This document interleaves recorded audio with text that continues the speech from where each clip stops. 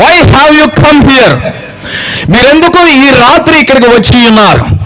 లేదా ఇంకొక మాట అడుగుతాను, మీరు ఎందుకు అసలు ఆరాధనలకు సంఘాలకు వెళుతూ ఉన్నారు? దీనికన్నా చెప్పండి.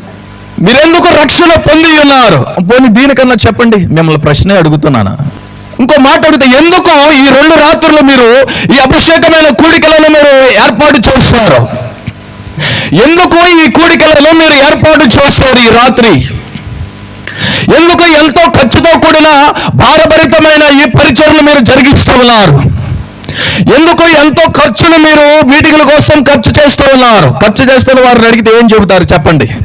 ఎందుకు మీరు ఈ మీటింగ్లను జరిపిస్తూ ఉన్నారు? ఇంకో మాట, ఈ రాత్రి మీరు పనులకు వెళ్ళి చలిసిపోయి ఉంటారు కదా, మీరు చక్కగా ఒక మొదటిలో పడుకోవచ్చు. మీ శరీరాలు అలసిపోయినా ఈ రాత్రి ఎందుకు మీరు ప్రాంగణంలోనికి వచ్చి ఉన్నారు? సంగమా, నేను మిమ్మల్ని సూటిగా ప్రశ్నిస్తున్నా, why you have taken this time to come into this presence? లేదా ఎందుకు మీరు ఈ మాటలు వినిపించుకోవాలని అడిగితే మీరు ఏమని జవాబిస్తారు? ఎందుకు ఈ శ్రమలు? లేకపోతే ఎందుకు మనం ఇక్కడికి వచ్చాము? ఎందుకు ఈ 2 దినాల ప్రార్థనలు ఏర్పాటు చేస్తారు దైవ సేవకులు? ఈ రాత్రి వచ్చి ఎందుకు ఈ మాటలను మీరు వినుచున్నారు? ఇంకో మాట, అసలు ఎందుకు వచ్చి ఇక్కడ పాటలు పాడుచు ఉన్నారు? వై? దేనికండి? దేనికోసం? ఇదంతా దేనికోసం చేస్తున్నారు చెప్పండి? ఒక మాట ఇలాగన్నా చెప్పండి. ఈ సౌండ్ సిస్టమ్ దేనికోసం? ఈ పాటలు దేనికోసం? ఈ ఆరాధనలు దేనికోసం? ఈ వర్తమానాలు దేనికోసం? లేకపోతే మీటింగ్స్ దేనికోసం? ఈ డబ్బు ఖర్చు అవుతుంది దేనికోసం? దేనికోసం? దేనికోసం? దేనికోసం? మీ అందరికీ తెలుసు, కానీ చెప్పరు. నేను వాక్యములో ఉండి చూపిస్తాను. ఈ పరిచయమైనా, ఈ భారభరితమైన ఈ శ్రమలైనా, క్రీస్తులో ఉన్న ఎన్నో శ్రమలు ఇరుకులు వస్తూ ఉన్నా మందిరములు విడిచిపెట్టుకొని మీరు నాటుకుపోతున్నారంటే దేనికోసమో తెలుసా? పరిశుద్ధ లేఖన గ్రంథంలో నుండి ఫిలిప్పీలకు రాసిన పత్రిక 3వ అధ్యాయము 10వ వచనమును మనం చదువుకున్నాం. అక్కడ ఇలాగుంది, ఏ విధము చేతనైనను మృతులలో నుండి నాకు పునరుద్ధానము కలుగవలెనని. అండర్లైన్ చేయండి దాన్ని, ఆ మాట అండర్లైన్ చేసుకోండి. నాకు పునరుద్ధానము కలుగవలెనని. బైబిల్ ఉన్నవారు, పెన్నులు ఉన్నవారు, పెన్సిల్ ఉన్నవారు ఆ మాటలు అండర్లైన్ చేసుకోండి. అయ్యా అసలు నాకు చదివే రాదు, శుద్ధమొద్దుని, లేకపోతే ఏం చదువుకోలేదంటే మీ గుండె హృదయం అనబడిన పలక మీద ఈ మాట పట్టుకోండి, నాకు పునరుద్ధానము కలగవలెనని. దేవునికి స్తోత్రము కలుగునుగాక. ఎందుకు ఈ మీటింగ్లో, ఈ కూడికలు ఎందుకు ఏర్పాటు చేస్తారు దైవ సేవకులు తెలుసా? ఏ విధము చేతనైనా, ఏ కష్టాలు, ఇరుకులు, ఖర్చులు ఎంతైనా పర్వాలేదు, మీకు ఖచ్చితంగా పునరుద్ధానము కలుగవలెనని. స్తోత్రం. ఏమి కలగాలి? పునరుద్ధానం. ఎవరికి?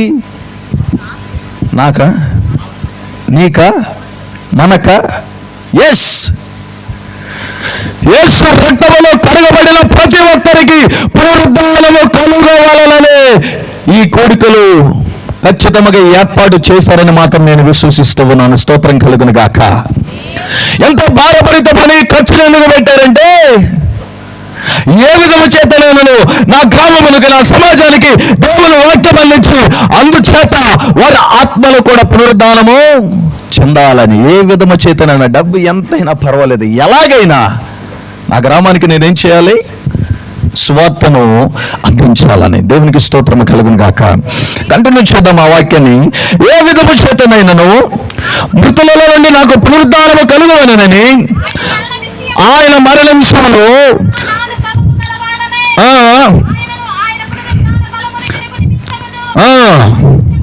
ఆయన శ్రమలో పాలువాడగుట ఎట్టిదో ఎరుగు నిమిత్తమును సమస్తమును నష్టపరుచుకొని వాటిని పెంచుతో సమానముగా ఎంచుకొనుచున్నాను. ఇదివరకు నేను గెలిచితనైనను, ఇదివరకే సంపూర్ణ సిద్ధి పొందితనైనను నేను అనుకుంటడం లేదు. కానీ మరలా అండర్లైన్ చేసుకోండి ఆ మాట, నేను దేవుని నిమిత్తము క్రీస్తు యేసు చేత పట్టబడితినో దానిని పట్టుకొనవలెనని పరిగెత్తుచున్నాను. దేవునికి స్తోత్రము కలుగును గాక. 2 చేతులతో ప్రభుత్వ స్తోత్రాలు చెల్లించండి.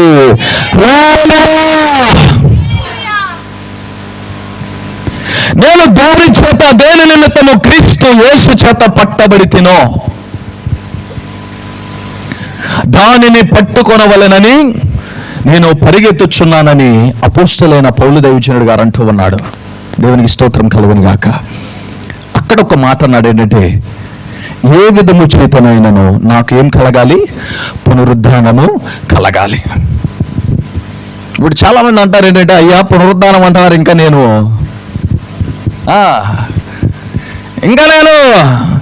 చావలేదు కదా, నేను చనిపోలేదు కదా, అప్పుడే పునరుద్ధానం అంటారేంటి? మరి ఇక్కడ పౌలు దైవజనుడు చనిపోయిన తర్వాత రాస్తున్నాడు ఈ మాట, బ్రతికుండగా రాస్తున్నాడు అండి. బ్రతికున్నప్పుడు రాస్తారా, చనిపోయిన తర్వాత రాస్తారా? మరి పౌలు దైవజనుడు ఈ మాట రాస్తాడే చనిపోయిన తర్వాత కాదు, తన చెరసాలలో ఉండి రోమ బంధకాలలో ఉండి రాస్తున్నాడు. ఏంటంటే ఒకవేళ నేను ఈ యొక్క చెరసాలలో చనిపోతానేమో, ఫర్ ఐ డోంట్ నో, నాకు తెలియదు, అయినప్పటికీ నేను చనిపోయినా పర్వాలేదు, ఏ విధము చేతనైనను నాకేం కలగాలి? పునరుద్ధానము కలగాలి అని అపోస్తలుడైన పౌలు దైవజనుడు మాట రాసి తన సంఘాలను బలపరుస్తూ ఉన్నాడు. దేవునికి స్తోత్రము కలుగును గాక. హల్లెలూయా. మనకేమి కలగాలి? పునరుద్ధానం. ఇప్పుడు గడిచిన ఆదివారమే మీరందరూ ఏం జరుపుకున్నారు? ఏంటిదండి? పునరుద్ధానం. ఎవరి పునరుద్ధానం? ఎన్నిసార్లు వేస్తారు? ఎన్నిసార్లు ప్రభుని సెలవేస్తారు? ఎన్నిసార్లు సమాధిలో పెడతారు? ఎన్నిసార్లు పునరుద్ధానం చేస్తారు? సంవత్సరం శ్రమలేస్తారా ప్రభుకి? ఏంటండి అటు చూస్తున్నారు? సంవత్సరం సమాధి చేస్తారా ప్రభువుని? సంవత్సరం పునరుద్ధానం చేస్తారా ప్రభువుని? నో. 2000 సంవత్సరాల క్రితమే ప్రభు శిలువలో శ్రమలో పడ్డాడు, సమాధి చేయబడ్డాడు, లేఖనములు నెరవేర్చబడినట్లు 3వ దినాన ఆయన పునరుద్ధానుడై తిరిగి లేచాడు. ఇంకా మరలా ఆయన శ్రమల కాలం అనగాకండి. ఆయనకి శ్రమలు కాదు, ఏదన్నా ఉంటే మనకే. ఆయనకైతే శ్రమలు ఇక లేవు. ఆయన ఎక్కడున్నాడంటే లోకంలో లేడు. ఆయన ఎక్కడుంటే తండ్రి కుడి పార్శ్వమున ఆశీనుడై చక్కగా ఆనందిస్తూ ఉన్నాడు. దేవునికి స్తోత్రం కలుగును గాక. మీరు గడిచిన ఆదివారమే జరుపుకున్నారు కదా క్రీస్తు పునరుద్ధానము. ఏంటిది? ఇప్పుడు క్రీస్తు సమాధి చేయబడ్డారా లేదా? చేయబడితే చేయాలని, లేదంటే లేదన్నాడు. సమాధి చేయబడ్డా? రైట్. మన ప్రభువు యేసయ్య చెప్పినట్టే తిరిగి లేచాడా? లేవలేదా? లేచాడా? అంటే మన ప్రభువు యేసయ్య చనిపోయాడు, తిరిగి లేచాడు. అంటే మన ప్రభువు పునరుద్ధానము నొందాడు. మన ప్రభువు పాత్ర అయిపోయింది. అవునా కాదా? మరలా వచ్చి నీ కోసం మరలా సమాధి చేయబడి మరలా తిరిగి లేస్తాడా? లేదు. ప్రభు పని అయిపోయింది. ఇప్పుడు పనుల్లో ఎవరిదంటే, ఇప్పుడు ప్రభు ఈ లోకానికి వచ్చాడు, సమాధి చేయబడ్డాడు, పునరుద్ధానుడే తిరిగి లేచాడు, ఆయన పాత్రలు నెరవేర్చాడు. ఇప్పుడు ఉన్నంత ఎవరితోనంటే మనతోనే. ఇప్పుడు ఉన్నంత ఎవరు? మనకంటే ముందు అందరూ సమాధి చేయబడ్డారు. వాళ్ళు పునరుద్ధానం నొందారా లేదా? లేదు. ఓకే. అంటే ఇప్పుడు వాళ్ళు ఏం చేయబడ్డారు? సమాధి చేయబడ్డారు. ఎనకో ముందులో నీవు నేను కూడా ఒక 60కో 70కో అధిక బలం ఉంటే 80కో లేకపోతే 100 ఏళ్ళకో 120 ఏళ్ళకో ఏదో ఒక రోజు నీవు నేను ఏమైపోతామంటే, మనము కూడా మన పితరులాగానే, మనకంటే ముందులు మరణించే వాళ్ళలాగానే మనం కూడా ఏమైపోతాం? మరణిస్తాం. తర్వాత వెనకో ముందులో మనం మరణిస్తాం. మనం మరణించి మృతులలోనే ఉండాలా, లేదా నీవు నేను కూడా క్రీస్తులో పునరుద్ధానమై తిరిగి లేవాలా? ఇప్పుడు నేను అడుగుతాను, ఇందాకలే అడిగాను, ఎందుకోసము ఈ పరిచర్యలు? సావటానికేనా? అంటే పచ్చిగా అంటున్నాను అనుకోకండి. మా ప్రాంతానికంటే మీ ఏపీ ఇంకా కొట్టినట్టే ఉంటాయి. అందుకే సావటానికన్నా, లేకపోతే చనిపోవటానికో నిద్రించడానికో అనేవాడిని. దేనికోసం ఈ కష్టము? ఈ రాత్రి ఈ మాట చెప్తాకొచ్చే దేనికోసమో తెలుసా? మనము మన పితరులాగా లేదా అందరిలాగా మృతి చెంది సమాధిలో ఉండటానికి కాదు. మనము దేనికోసము దేవుని నమ్ముకున్నామంటే, దేనికోసం మనం దేవుని మందిరానికి వెళ్తున్నామంటే, దేనికోసం మనం రక్షణ పొందామంటే, ప్రభు వచ్చినప్పుడు క్రీస్తుతో కూడా మన పునరుద్ధానము చెందగలము. దేనికోసం? క్రీస్తు వచ్చినప్పుడు మనము కూడా లేపబడాలని. దానికోసం కాదా? ఒకే ఆశ ఏంటంటే, మృతుల నుండి నేను తిరిగి లేవాలని. అది తప్పితే వేరే ఆశ ఏ క్రైస్తవుడికి కూడా, ఏ సేవకుడికి కూడా ఉండకూడదు. దేవునికి స్తోత్రం కలుగును గాక. ఒక 3 విషయాలు మీకు ఇక్కడ చెబుతాను నేను. ఒక మాట నన్ను అడగనివ్వండి, ఇంతకు అసలు పునరుద్ధానం ఉందంటారా మీరు? ఇప్పుడు వెళ్తారు చూడండి, ఇక నన్నయ్య తిక్కనలు అవుతారు, ఒక్కొక్కరు సైంటిస్టులు అవుతారు. ఇప్పుడు పునరుద్ధానం ఉందంటారా? Is there a resurrection? Yes, పునరుద్ధానం ఉందంటారా? మరి లేదంటున్నారు చాలా మంది. ఎవరు వాళ్ళని నా దగ్గర తీసుకురండి అంటారు? మీరేమన్నా చూద్దాం. పరిశుద్ధ కొన్ని విషయాలు మీకు బైబిల్ స్టడీ లాగే వివరిస్తాను, మీరు చాలా జాగ్రత్తగా వినండి. ప్రకటన గ్రంథం మీద కొద్దిగా స్టడీ చేస్తూ ఉన్నాను పుస్తకం కోసం, యోహాను సువార్త, ప్రకటన గ్రంథం మీద. దానిలోండి ప్రభు ఇచ్చిన కొన్ని విషయాలు నేను మీకు వివరిస్తాను. పునరుద్ధానం ఉందని మీరు అంటున్నారు, కొంతమంది అసలు చెయ్యి కూడా ఎత్తలా. అంటే కొంతమంది ఇంకా డౌట్ ఉంది ఏంటంటే అసలు ఉందో లేదో, అది ఓన్లీ క్రీస్తుకేనేమో అనుకునే వాళ్ళు కూడా ఉన్నారు. మీ డౌట్ మీ రాత్రి క్లారిఫై చేస్తాను. మీ దైవ శాఖలో ఆదివారం మరి చేసే ఉంటారు, మీరున్న సంఘాలలో మీ దైవ శాఖలు కూడా చెప్పే ఉంటారు. కొన్ని మాటలు మీకు వివరిస్తాను పరిశుద్ధ దగ్గర. అసలు పునరుద్ధానం ఉందా లేదా, బైబిల్ ఏం చెబుతుంది? ఓన్లీ పునరుద్ధానం ఉందంటే ఆ పునరుద్ధానం ఎన్ని రకాలు? ఒకవేళ పునరుద్ధానంలో రకాలు ఉంటే ఏ రకానికి మనము చెందిన వారము? పోనీ పునరుద్ధానం ఉంటే అసలు మనం ఎత్తబడతామా లేదా? పోనీ ఎత్తబడాలంటే నీకు నాకు కావాల్సిన క్వాలిటీస్ ఏమిటి? క్లుప్తంగా ఎక్కువ వివరణ ఇవ్వను, కానీ నేను మీకు కొన్ని విషయాలు లేదా రిఫరెన్స్లు మీకు ఇస్తాను. ఇంటికి వెళ్ళిన తర్వాత జాగ్రత్తగా స్టడీ చేసుకోండి. దేవునికి స్తోత్రం కలుగును గాక. చూడండి, దావీదు మహారాజు పునరుద్ధానం గురించి ఒక చక్కటి మాట అన్నాడు. అపోస్తల కార్యముల గ్రంథము 2వ అధ్యాయము 31వ వచనంలో ఒక మాట అంటున్నాడు. చూడండి, క్రీస్తు పాతాళములో విడువబడలేదనియు ఆయన శరీరము కుళ్ళిపోలేదనియు దావీదు ముందుగా తెలుసుకొని ఆయన పునరుద్ధానమును గురించి చెప్పాను. ఎవరు చెప్పారు ఈ మాట? దావీదు మహారాజు. ఎప్పుడు చెప్పాడు? క్రీస్తు తర్వాత కాదు, క్రీస్తుకు ముందుగానే పునరుద్ధానం గురించి చెప్పాడంటే పునరుద్ధానము ఖచ్చితంగా ఉన్నది అని అర్థం. పునరుద్ధానము ఉందా లేదా మీకు క్లారిఫై ఇస్తాను, తొందరపడగాకండి. పునరుద్ధానం ఉందని దావీదు మహారాజు ముందుగానే ప్రవచిస్తే మన పితరులు లేకపోతే అపొస్తలులు ప్రవక్తలు అందరూ పునరుద్ధానం ఉందని చెబితే సాక్షాత్ మన ప్రవక్త నేను పునరుద్ధానమును జీవమును అని ప్రభువు కూడా తన నోటితో చెబితే మరి కొంతమంది ఒక 2-3 గుంపుల వారు ఏమంటున్నారంటే అసలు పునరుద్ధానమే లేదని అంటున్నారు. చూడండి, వారెవరో చూపిస్తాను మీకు. అపోస్తల కార్యముల గ్రంథము 23వ అధ్యాయము 8వ వాక్యము. 23:8వ వాక్యము చూడండి. సద్దూకయ్యులు పునరుద్ధానము లేదనియు. ఇదొక గుంపండి. చాలు. ఈ సద్దూకయ్యులు ఏమంటున్నారు? పునరుద్ధానము. దావీదు మహారాజు ఏమన్నాడు? పునరుద్ధానము ఉందని. అదే పరిశుద్ధ గ్రంథం మీ అందరి చేతుల్లో, నీదొక బైబిల్ నాదొక బైబిల్ కాదు. దావీదు మహారాజు పునరుద్ధానము ఉన్నది అన్నాడు. సాక్షాత్ యేసు ప్రభు వారు నేనే పునరుద్ధానములు అన్నాడు. I'm the resurrection and the life అన్నాడు. పునరుద్ధానం ఉన్నదంటే అదే బైబిల్ గ్రంథంలో అప్పుల్లో కొంతమంది ఏమంటున్నారు? సద్దుకాయలు, పారిసిస్ అని ఉంటారు కదా, సాధుసిస్, పారిసిస్, సద్దుకాయలు, పరిసయ్యులని, జెలట్స్ అని కొంతమంది ఒక గుంపు దేవుని వాక్యములు దైవజనుడు పౌలు గారు ప్రకటిస్తూ ఉంటే ఇలాగే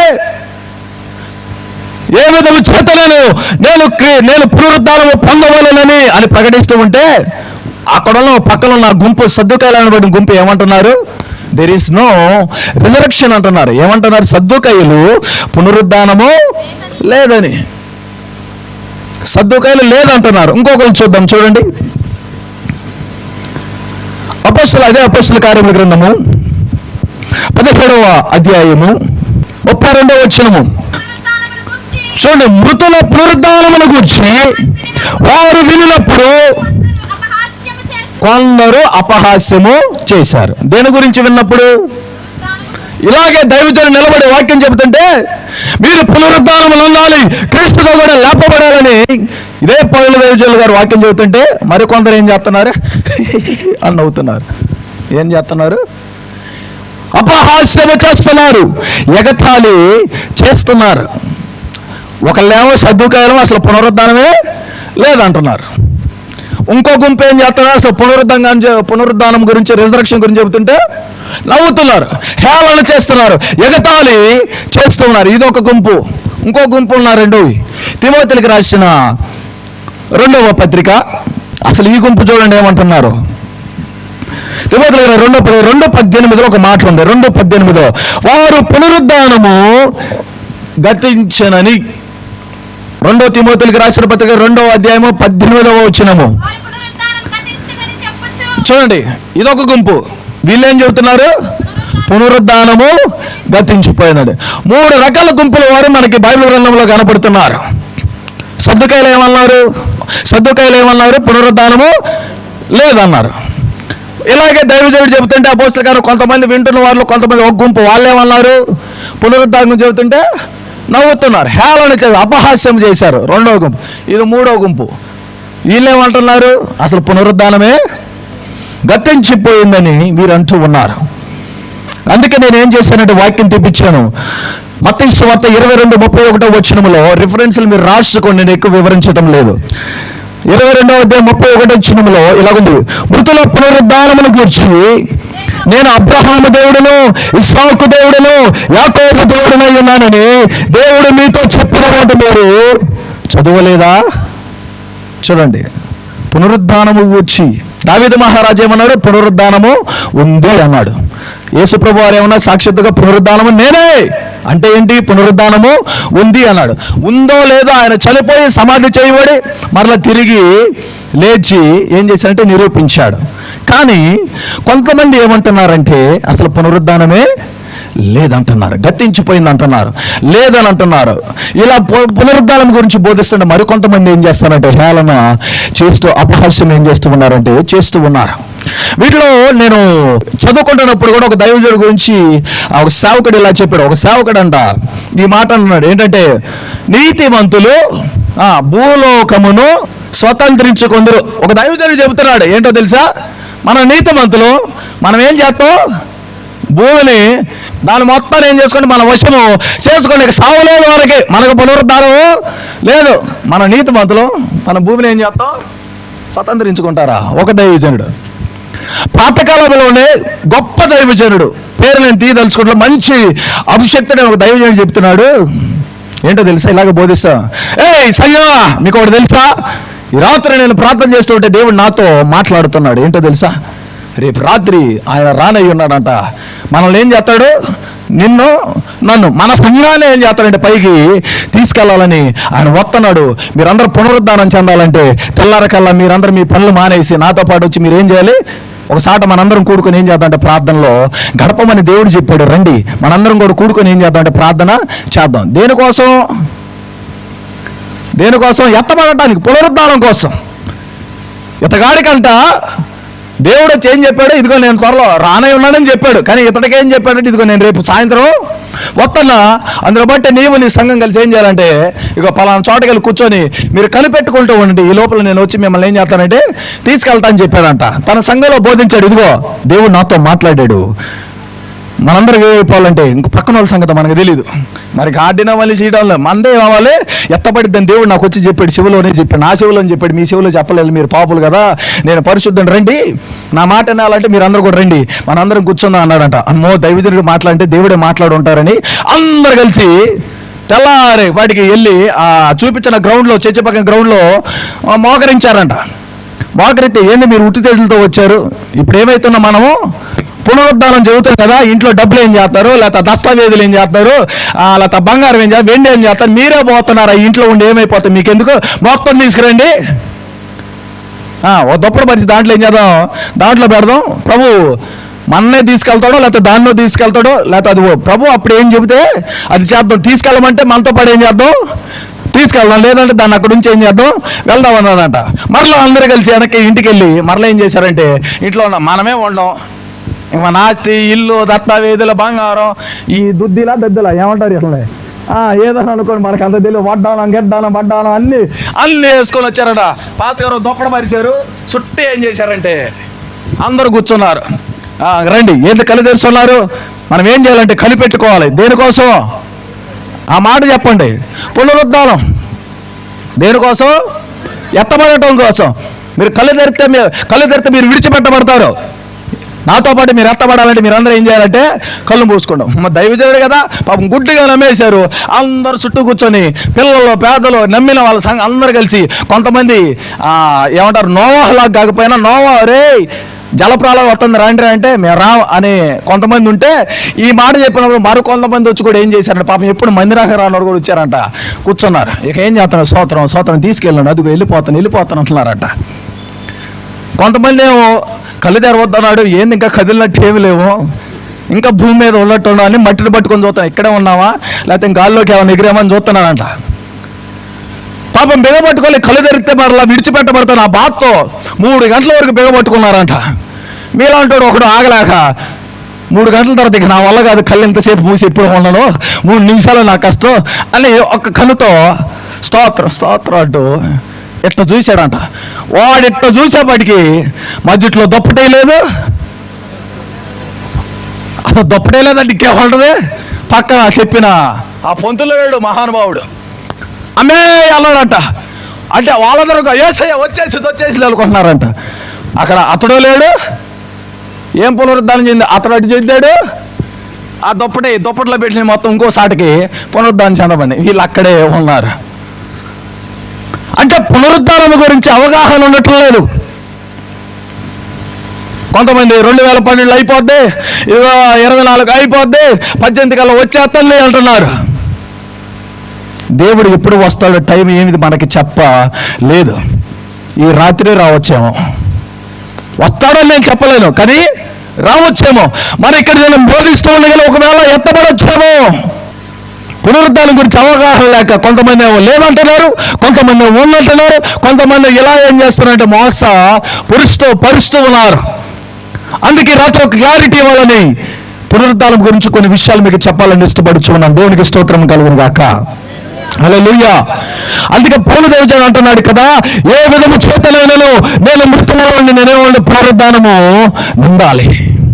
నేనేమవ్వాలి, నా యేసుతో కూడా ఏమవ్వాలంటే పునరుద్ధానము ఉండాలని పౌలు దైవజనుడు ఖరాఖండిగా మాట బోధిస్తూ ఉన్నాడు. దేవునికి స్తోత్రము కలుగును గాక. హల్లెలూయా.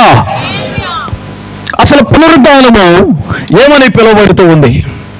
ఒకటి, పునరుద్ధానం ఉందని లేఖనం ద్వారా చూపించా.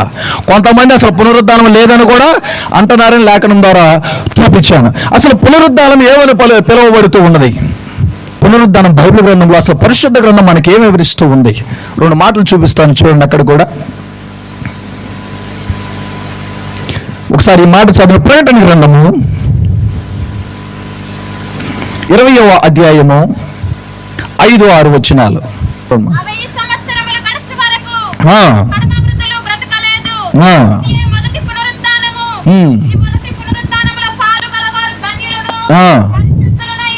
చాలా అక్కడ వరకు తర్వాత మనం చూద్దాం. దేవునికి స్తోత్రం కలుగును గాక. అక్కడ ఒక మాట మనం చూస్తామంటే మొదటి పునరుద్ధానము అనే పదం చూస్తున్నాం, దాన్ని అండర్లైన్ చేసుకోండి. ఇప్పుడు ఇంకో మాట కూడా మనం చదువుదాము.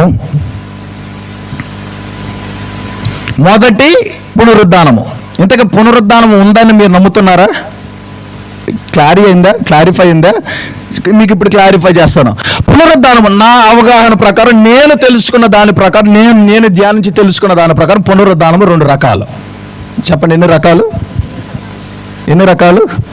అసలే లేదనుకుంటా, మళ్ళీ నువ్వు 1 కాదు, ఎనిపోయింది 2 అనుకుంటున్నారు. ఇప్పుడు అందుకే మీకు వాక్యం చూపించాను. ఇక్కడ ఏముంది? మొదటి పునరుద్ధానం అని అన్నాడంటే ఖచ్చితంగా 2 లేదా 3 అని కూడా మనము ఖచ్చితంగా ఉంటుంది. అందుకే చూద్దాం పునరుద్ధానం ఎన్ని రకాలు చెప్పండి. 2 రకాలు ఉన్నది.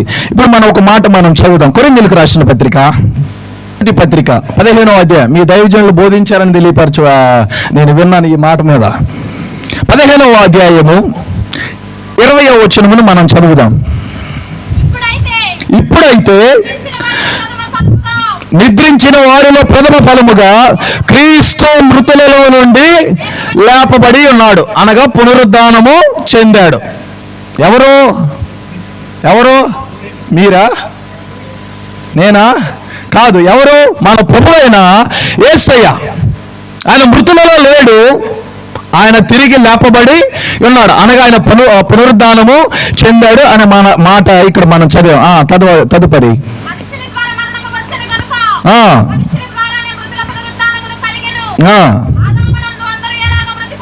చూడండి, ఆదామునందు అందరూ ఎలాగ మృతి పొందుచున్నారు, అలాగనే క్రీస్తునందు అందరూ బ్రతికింపబడుదురు.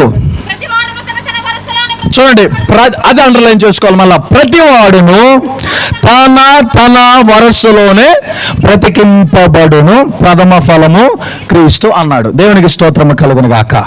నేను అందుకే అన్నాను, పునరుద్ధానం ఉంది. పునరుద్ధానములు ఎన్ని రకాలు? 2 రకాలు. దానిలో మొదటి పునరుద్ధానములో 5 వరుసలు ఉన్నాయి. మొదటి పునరుద్ధానంలో ఎన్ని వరుసలు ఉన్నాయి? 5 వరుసలు ఉన్నాయి. రెండవ పునరుద్ధానంలో 2 వరుసలు ఉన్నాయి. ఇది టాపిక్ ఇది కాదు, బట్ నేను జస్ట్ అలా ఇంటించి నేను పక్కకి వెళ్ళిపోతాను మీకు అవగాహన కోసం. ఎన్ని పునరుద్ధానాలు ఉంది చెప్పండి? 2 పునరుద్ధానాలు. దీని గురించి మీరు చాలా జాగ్రత్తగా తెలుసుకోవాలి. ఈ కష్టమంతా దేని గురించి అంటే రేపొద్దున దాని గురించే. ఈ కష్టమంతా దేని గురించి? ఈ శ్రముడు దుడుచుకొని అనుకునేదల్లా దేని గురించి అంటే రేపొద్దున ఈ పునరుద్ధానము చెందటానికే. అందుని బట్టి ఒక అవగాహన కోసం 2 పునరుద్ధానాలు ఉన్నాయి. దానిలో మొదటి పునరుద్ధానం అని మనము ప్రకటన గ్రంథం 20 అధ్యాయంలో చదువు. మొదటి పునరుద్ధానం అని చదువు. మొదటి పునరుద్ధానంలో ఎన్ని వరుసలు ఉన్నాయి? 5 వరుసలు. మీ దైవజనులు చెప్పే ఉంటారేమో బహుశా. 5 వరుసలు ఉన్నాయి. తదుపరి రెండో పునరుద్ధానంలో ఎన్ని వరుసలు ఉన్నాయి? 2. మొత్తం ఎన్ని వరుసలు? ఇప్పుడు ఒక మాట ఏంది వరుస అయ్యా అంటున్నా. ఇప్పుడు మీరు ఏ వరుసలో ఉన్నారండి నేను అడిగినా, రాజుగారు మీరు ఎన్నో వరుసలో ఉన్నారు? 1, 2, 3, 4. ఎన్నో వరుసలో ఉన్నారు మీరు? 5. ఇప్పుడు వరుస అంటే మీకు అర్థమైంది కదా. ఇక్కడే ఉన్నారు కానీ ఆయనకంటూ ఒక వరుస అనేది ఉంది.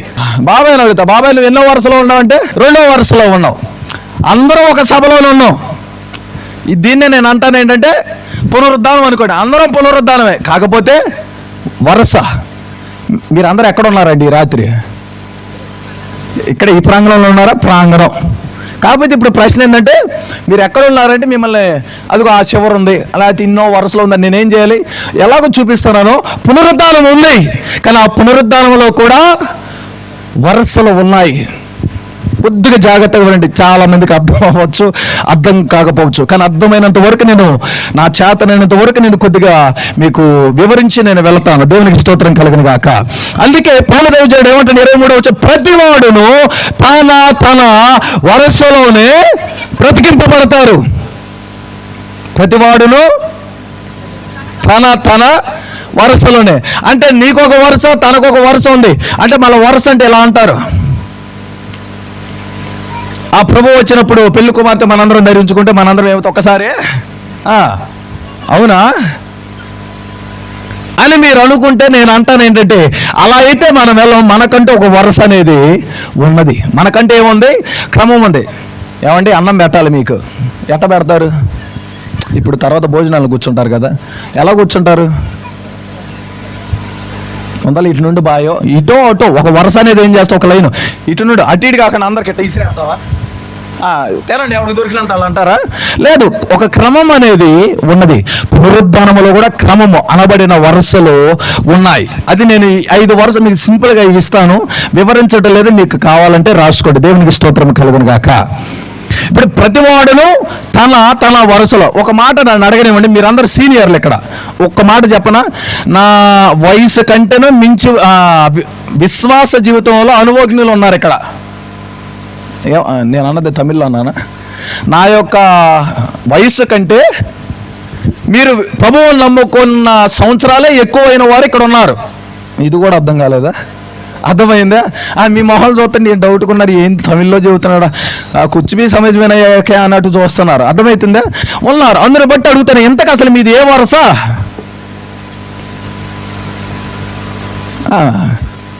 ఇజ్రాయల్ అన్నయ్య చెబుతాడంట. ఒకసారి ఆగండి అండి. ఏ బాయ్ మీది ఏ వరుస ఎంతకి? సరే ఇది ఒక మాట అడగండి, ఎంతకి మీరు ప్రభు వస్తే పునరుద్ధానం నొందుతారా? అబ్బో, నొందుతారా లేదా? ఏం మరి సరుచుకుంటున్నారు ఇక్కడికి వచ్చే? కానీ ఒక్కళ్ళు కూడా నేను పొందుతామనలేకపోతున్నారే. మరి దేనికోసం ఇదంతా? పొందుతారా? కొంతమంది అంటున్నారు మిమ్మల్ని ఏమని, నన్ను ఓటిరెచ్చ కాకుండా పిల్లని చేసి మరి మీరందరూ పునరుద్ధానం నొందుతారా? అట్ట ఇట నొందుతామంటే అయ్యా నొందుతామండి, లేదంటే ఏం నొందుతాం, ఏమన్నా ఏం అర్థం కావట్లేదంట. అట్ట ఇట చెప్పండి, నొందుతారా? కనీసం కూసంత విశ్వాసం, ఆవకిందంత విశ్వాసం కూడా సావలేదా మనలో? ఎబ్బే విశ్వాసం ఉందా? విశ్వాసం లేకుండా దేవునికి అసలు విశ్వాసం మీద పాడమంటే ఇంత లిస్టు రాస్తున్నారు కిరాణా కానీ ఇక్కడికి వచ్చి అడగంగానే నాది అల్ప విశ్వాసం, కొల్ప విశ్వాసం, స్వల్ప విశ్వాసం అంటున్నారు. ఉందా మీకు విశ్వాసం ఉందా? మీరు లేపబడతారా? ఒక మాట నన్ను తప్పుగా అనుకో, రేపు మాపై ఎత్తబడే వాళ్ళు ఉన్నారు. వయసును బట్టి అంటున్నా, తప్పుగా అనుకోకండి. రేపు మాపో ఏడబోతారు మీరు చెప్పండి, ఏడబోదామని పైగా కిందక? అరే చెప్పండి అమ్మా, నాకు బయటకు మీతోనే మాట్లాడాలని. ఏడబోదామని ఇంతకు చెప్పండి. కిందకు పోయి కూడా భోజనం ఎతికేదట్టున్నారు మీరు. ఏడకే? కిందకా పైకా? మరి ఆ నిశ్చేత కూడా లేదా? మరి పైకా కిందకా? మరి ఇందాకలే పోయి వచ్చింది పైకా కిందకా? అంటే మీరు ఎత్తబడతారా? ఖచ్చితమా? ఓకేనా? స్టాంపు ముద్ర అయినా సీల్ అయినా తర్వాత సీల్ కొట్టించేటట్టున్నారు మీరు. ఖచ్చితమా? పక్కా? కన్ఫర్మ్? ఎత్తబడతారు కదా. మరి ఏ వరుసలో ఉంటారు? ఇక్కడ పౌలు అంటాడు కదా, ప్రతి వాడును తన తన వరుసలోనే బ్రతికింపబడతారు అనగా లేపబడతారు. ఏ వరుస మరి మీది? ఆ భోజనం అయితే చెప్పేవాడిని ఏ వరుసో, కానీ ఈ వరుసలో మనకేం తెలుస్తుంది? లేదా మా చుట్టం గురించి చెప్పమంటే ఇది మాది ఆ తీగ అక్కడ నుండి వచ్చింది, మా దాదా నుండి వచ్చింది అంటారు. ఆ వరుస చెబుతారు. ఈ వరుస చెప్పండి నాకు, ఏ వరుసలో లేపబడతారు? ఆ కన్ఫ్యూజన్ మీకు ఉంది కాబట్టి సింపుల్గా మీకు ఇస్తాను. చూడండి, ఇందాకలో ఒకళ్ళు ఎవరు విన్నాను, మొదటి వరుసలు అంటారు. మొదటి వరుసలు మీరు లేపబడితే మరి యేసుక్రీస్తు ఏ వరుసలో లేపబడ్డాడు ఇంతకే? ప్రభు లేపబడ్డాడా లేదా? ఇందాకలే క్రీస్తు మృతుల్లో లేడు, అతడు లేపబడ్డాడు అంటే పునరుద్ధానము నొల్లాడు. మరి ఏ వరుసలో? మీరు మొదటైతే మరి ఆయన ఎక్కడ ఉన్నాడు? 0 వరుసలో ఉన్నాడా? సరే వినండి, ఇక్కడ మీకు అర్థం అవ్వాలని అంత తప్పితే ఏం లేదు. ఇప్పుడు చదువుదాం చూడండి, 20వ వచనం. అదే కొరింథీ 20వ వచనం చదవండి, 15వ అధ్యాయం. ఇప్పుడైతే నిద్రించిన వారిలో ప్రథమ ఫలముగా అనగా మొట్టమొదటిగా క్రీస్తు మృతులలో నుండి లేపబడి ఉన్నాడు. స్తోత్రం కలుగును గాక. మొదటి పునరుద్ధానములు ఎన్ని వరుసలు అన్నాను? 5 ఏళ్ళు. హస్తం గుర్తు చూపించండి. అమ్మ 40 మనకు పని లేదు, మళ్ళా కాకండి. 5 ఏళ్ళు చూపించండి. ఇప్పుడు ఏంటండి అయ్యా 40 మనకు అస్సలు వద్దు, ఇది ఇట పట్టుకోండి. 5 వరుసలు ఉన్నాయి. ఇప్పుడు ఇక్కడ ఏం చదివా మనం? ప్రథమ ఫలముగా క్రీస్తు పునరుద్ధానము నొందాడు, మృతులలోండి లేచాడు. అంటే మొట్టమొదటికి ఎవరు లేచారు? మొదటి వరుసలు ఎవరు లేపబడ్డారు? క్రీస్తు. ప్రభువుది అయిపోయింది, ఇంకెన్ని వరుసలు మిగిలిండి? మరి మీరు మొదటికి ఎట్ట వెళ్తారు? మళ్ళా మీరు దేవుడిది కూడా దొంగిలిచ్చేదా? ఇక్కడ అక్కడ కష్టమండి, ఏదైనా భూమి మీద స్వతంత్రం. అయిపోయిన తర్వాత కూడా క్రీస్తు లాగేస్తానంటే ఇంకేం చెప్పాలి? ఇక్కడ ఉన్నది మాది లాగి ఎనకట ఈ మాట కూడా అంటున్నారు. నేను గత ఆదివారం కూడా మా సంఘంలో బోధిస్తున్నాను. అసలు మీరు లేపబడతారా లేదా? ఇట్ట పాపం చేస్తున్నారని గట్టిగానే ఉన్నాను నేను. మానరా మీరు? ఈ బూతులు మానరా?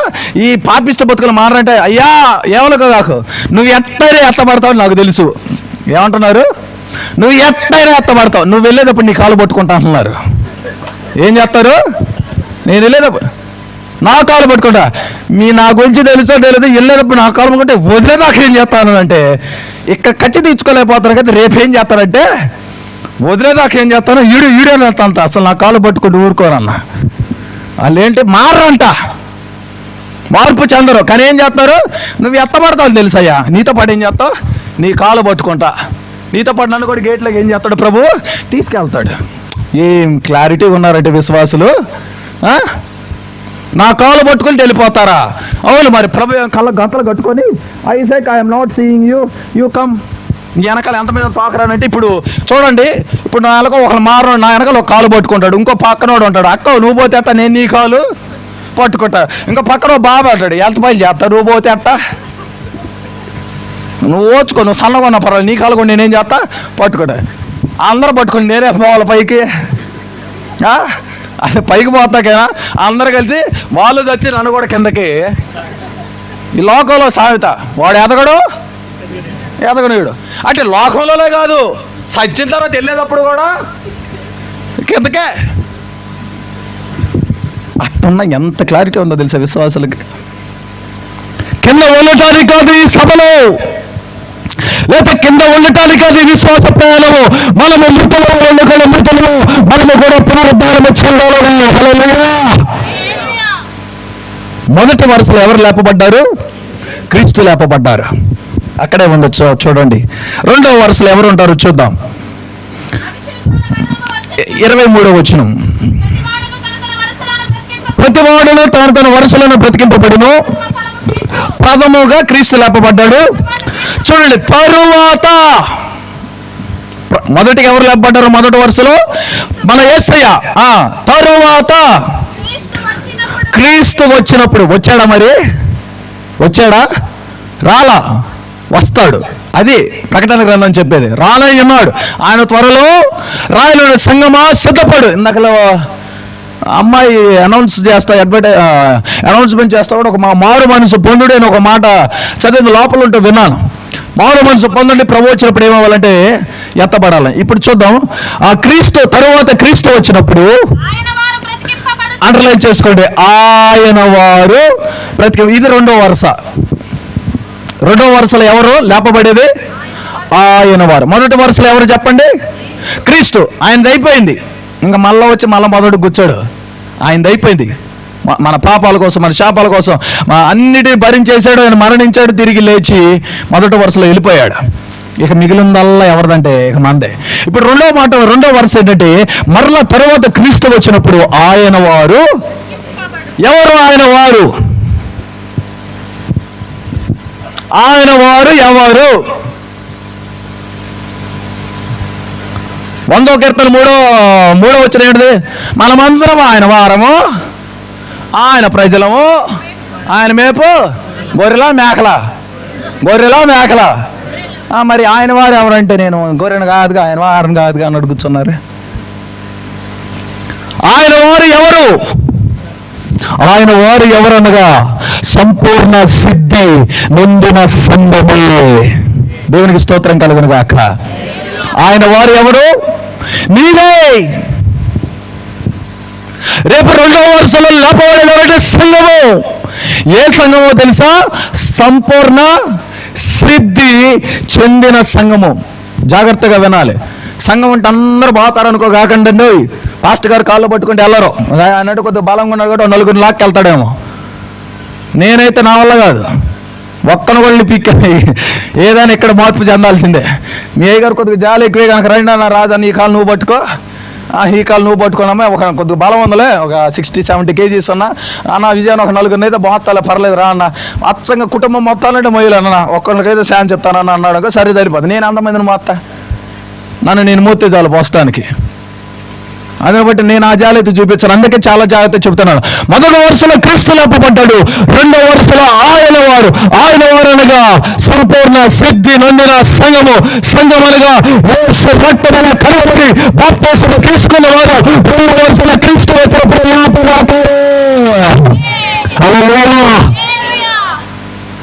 ఇప్పుడు నీదే వరుస. ఇందాక వెళ్ళి చెప్పలేకపోయావు, తెలియదు నీదే వరుస. ఇప్పుడు ఈ క్లారిటీ ఉందా? మళ్ళీ మర్చిపోగా పాస్టర్ గారు చెప్పి వెళ్ళారు, మళ్ళీ వచ్చి అయ్యా ఇచ్చారమ్మా అమ్మ అంటారా, ఇక్కడ అయ్యా అమ్మ అంటారు అనుకుంటా కదా. ఇంతకు నాదే వరుస అమ్మ, ఏ వరుసలో కూర్చోమంటావు నన్ను?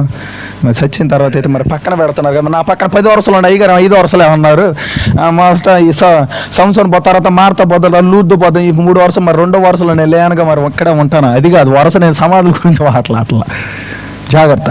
పునరుద్ధానములో ప్రభుకి లెక్కలు అనేవి ఉన్నాయి, నియమాలు నిబంధనలు, మీకు రూల్స్ అండ్ రెగ్యులేషన్స్ ఎలాగుండయో అక్కడ కూడా ఉన్నాయి. క్రీస్తు మొదటి వరుసలో లేపబడ్డారు. రెండవ వరుస ఎవరిదంటే అనండి, నాదే అనండి. ఇదన్నా కొద్దిగా ధైర్యంగా అనండి. అంటే బాబా నాదే. ఆ నిశ్చయిత, ఆ దృఢత, ఆ నమ్మకం, ఆ ధైర్యం మీకు ఉండాలి. ఇక చచ్చే ముందులో కూడా మీకు ఆ ధైర్యం కలగలేదండి, ఇంకెప్పుడొస్తా ధైర్యం? రేపు మాప ఎత్తబడతారు. మరణానికి వయసుతో సంబంధం లేదు. కరోనా నేర్పించిందిగా మంచి పాఠం. వృద్ధుల్నే తీసుకెళ్ళింది ఏమన్నా కరోనా? చెప్పండి. అసలు మీ ఊరికి కరోనా రాలేదా? ఇబ్బే ఒకళ్ళు అడవిలో దాక్కున్నారంట, జంతువుల చేతులు అని చెప్తాను కానీ కరోనా చేతిలో. వార్తలు చదివాలి, మీరంటే మీరు కాదు.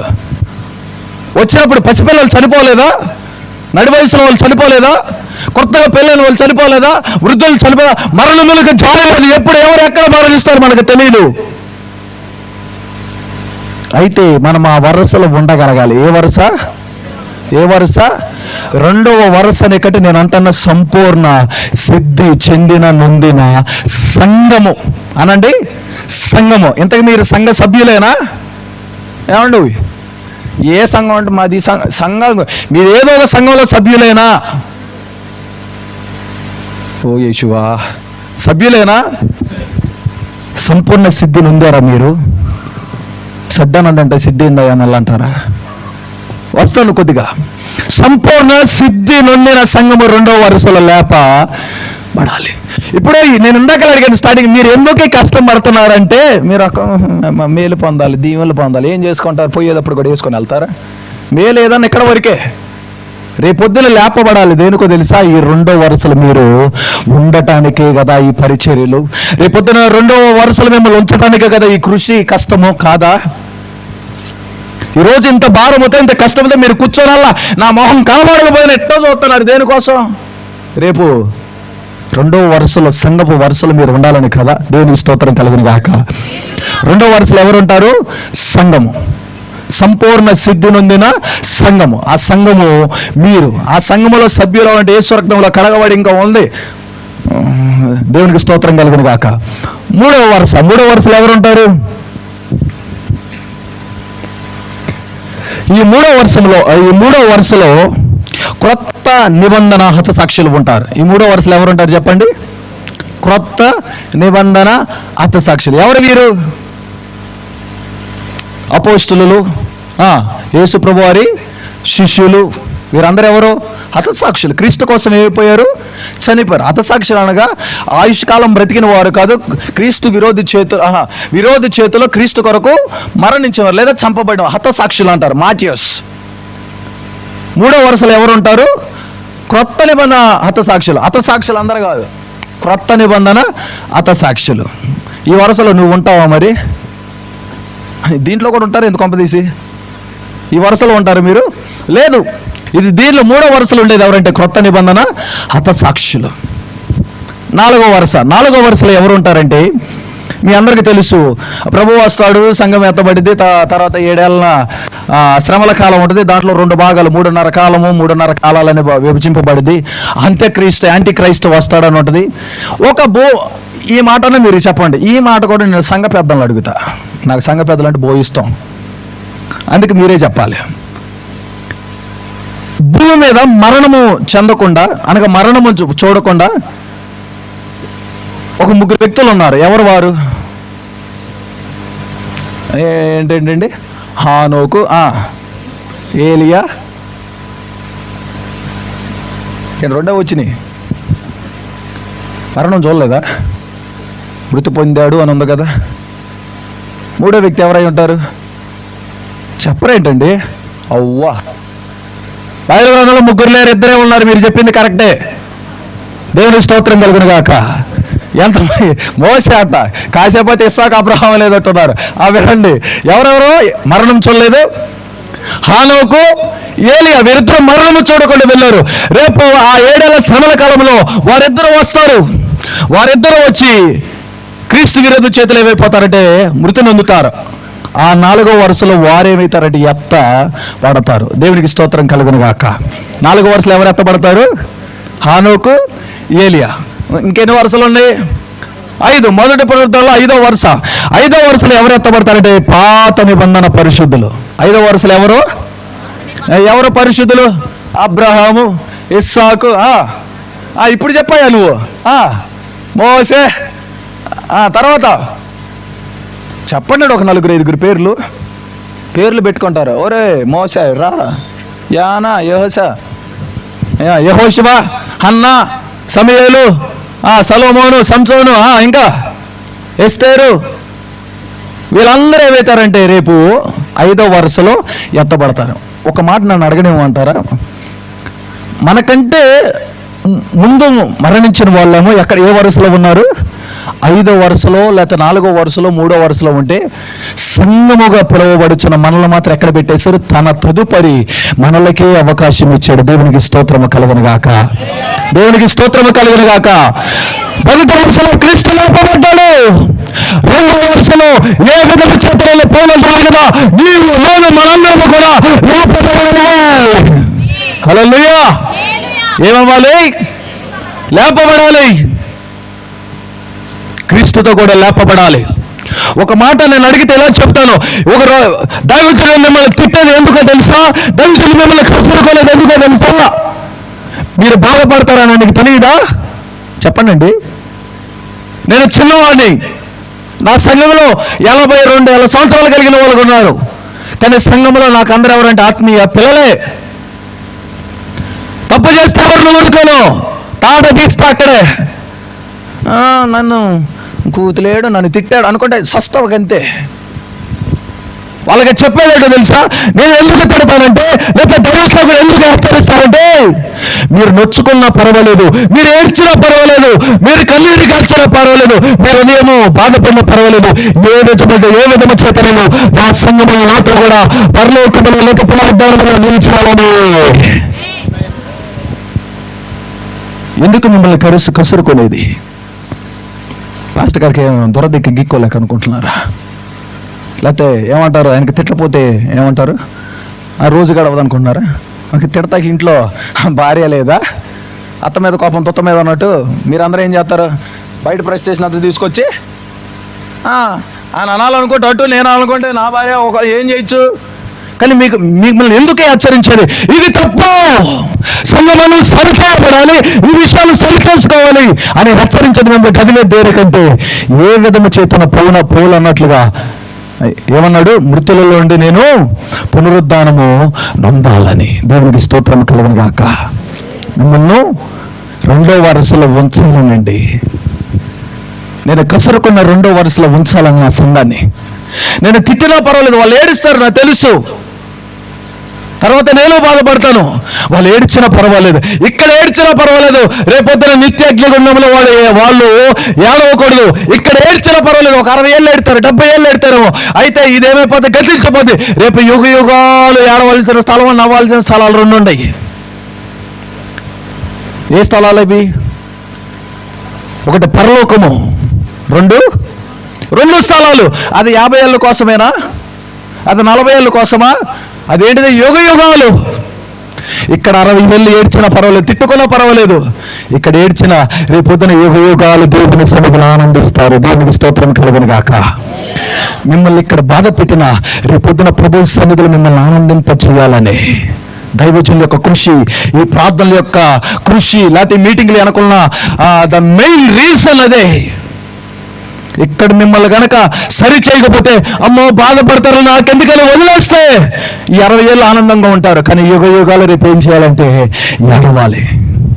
అక్కడ ఏడవకూడదని ఇక్కడ అవసరత మిమ్మల్ని గదివి సరిచేసి మిమ్మల్ని ప్రోత్సహించి మిమ్మల్ని లైన్లో పెట్టి రేపొద్దున పరలోక నిత్య రాజ్యాల పాలు తేనెలు ప్రవహించు పరలోక రాజ్యములో మిమ్మల్ని ఆనందింపజేయాలని దేవునికి స్తోత్రము కలుగును గాక.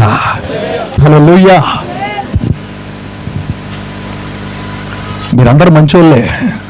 మా సంఘంలో కొంతమంది ఉంటారు గట్టిగా నాకు మీ అంత బూతులు రావాలే కానీ వాక్యం చేత ఏం చేస్తా, కొన్నిసార్లు గద్దిస్తా. ఇంకో 2 మంది నన్నుకు రారు. నేను వెళ్ళి పొరపాటును కూడా గదిలించాను, రామ్మని అసలు అడగను. నేను ఎప్పుడు ఒక మాట చెబుతా, ఈ గ్రేస్ మందిరము 365 రోజులు మీకు ఒక తెరవబడే ఉంటుంది. 365 రోజులు ఎప్పుడైనా రావచ్చు, ఎప్పుడైనా వెళ్ళొచ్చు. అదే నా యొక్క స్లోగన్. నువ్వు వస్తావా రావా, నువ్వు రాకపోతే ఉండలే, ఈ నేను చెప్పను. ఎందుకంటే నీ రక్షణ నీది. నీ కడుపు నిండాలంటే నువ్వు వెళ్ళాలి. నీ కడుపు నిండాలంటే నువ్వు ముద్దను లోపలికి పెట్టుకోవాలి. అదే నిండిద్దాలంటే నిండిద్దా? కడుపు నిండదు. నీ రక్షణ నువ్వు కాపాడుకోవాలంటే నువ్వు దేవుని మందిరం 1 వారం రాలేదని నేను పట్టించుకోను. దెబ్బద్దమైన తర్వాత వాళ్ళు మళ్ళీ తిరిగి వస్తారు. ఒకవేళ దైవజనుడు మాటలు అర్థం చేసుకుంటే వాళ్ళు ఎక్కడికి కూడా విడిచిపెట్టి పోరు. గుండెల మీద చేసుకొని చెబుతా, ఇంత చిన్న దైవజనుడైనా నా సంఘం ఏం చేస్తుందంటే నన్ను గుండెలు హత్తుకొని ప్రేమిస్తుంది.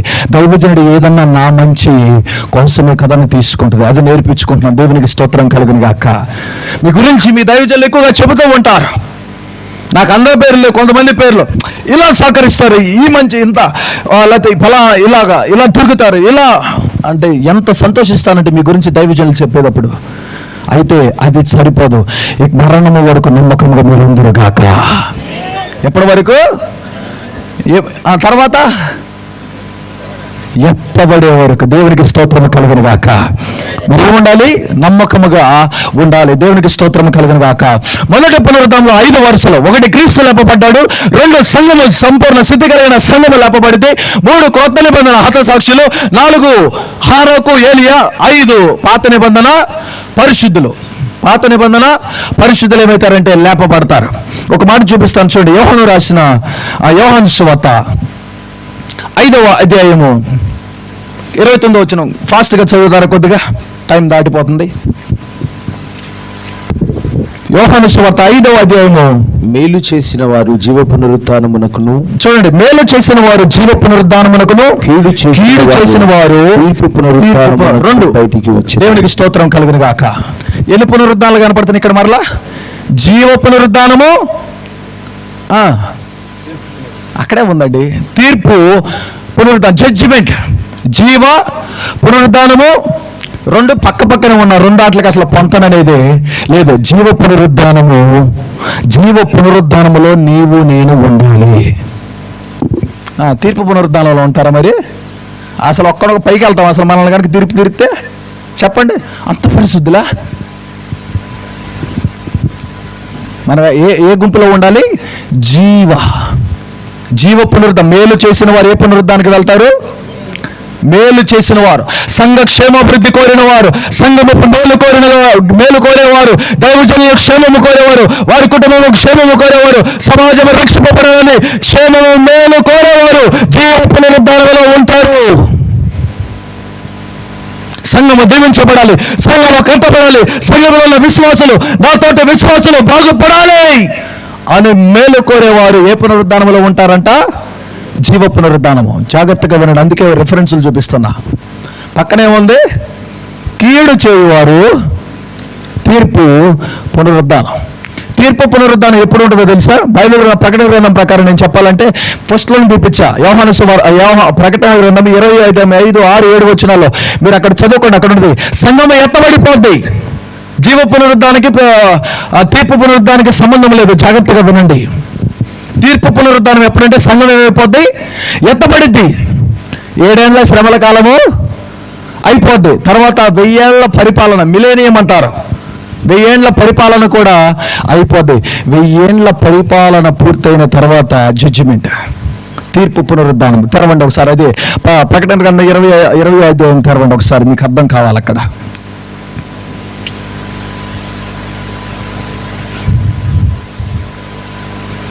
20వ అధ్యాయం ఇందాక చదివారు 5, 6 వచనాలు. 1000 సంవత్సరములు గడుచు వరకు, చూడండి, 1000 సంవత్సరములు గడుచు వరకు కడము మృతులు బ్రతకలేదు. ఇదే మొదటి పునరుద్ధానం. ఇదే మొదటి పునరుద్ధానము. మొదటి పునరుద్ధానములో పాలుగల వారు ధన్యులు. చూడండి, ఈ మొదటి పునరుద్ధానములో, లేకపోతే ఈ మొదటి పునరుద్ధానములో 2వ వరుసలో, 3, 4, 5 వరుసలో పాలు పొందువారు ధన్యులు, పరిశుద్ధులైయుందురు. వారి మీద 2వ మరణము. చూడండి, అట్టి వారి మీద 2వ మరణమునకు అధికారం లేదు. దేవునికి స్తోత్రం చెల్లించండి.